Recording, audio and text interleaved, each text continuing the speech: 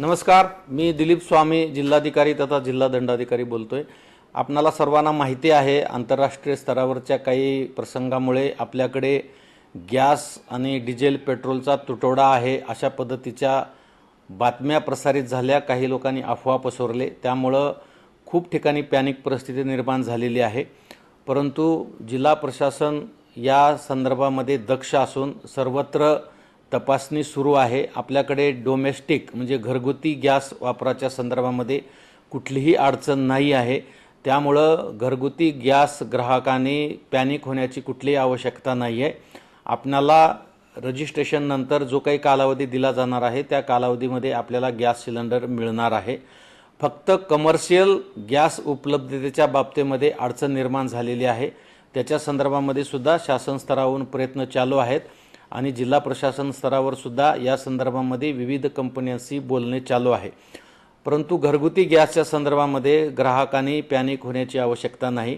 तथापि सध्याची टंचाईची परिस्थिती लक्षात घेता गॅस वापराच्या संदर्भामध्ये सुद्धा आपणा सर्वांना काळजी घेणे गरजेचे आहे। जास्तीचे पदार्थ तयार करणे किंवा गॅस वाया घालवणे किंवा बऱ्याच ठिकाणी गॅस चालू असतो आणि त्यावर काही शिजवलं जात नाही, अशा पद्धतीने मोठ्या प्रमाणामध्ये गॅस बऱ्याच ठिकाणी वाया जातो। तर या सर्व बाबी आपण लक्षात घेऊन माझी सर्वांना विनंती असणार आहे की आपण पाणी टंचाईच्या काळामध्ये ज्या पद्धतीने पाणी जपून वापरतो त्याच पद्धतीने आता गॅस सुद्धा आपल्याला जपून वापरावा लागणार आहे। जोपर्यंत ही परिस्थिती निवळत नाही तोपर्यंत प्रत्येक ग्राहकाने आवश्यकतेप्रमाणेच अत्यंत काटेकोरपणे गॅसचा वापर केला तर आपल्याला गॅस पुरेसा उपलब्ध होऊ शकतो। त्यामुळे आपण गॅस वाया जाणार नाही याची पण काळजी घ्या।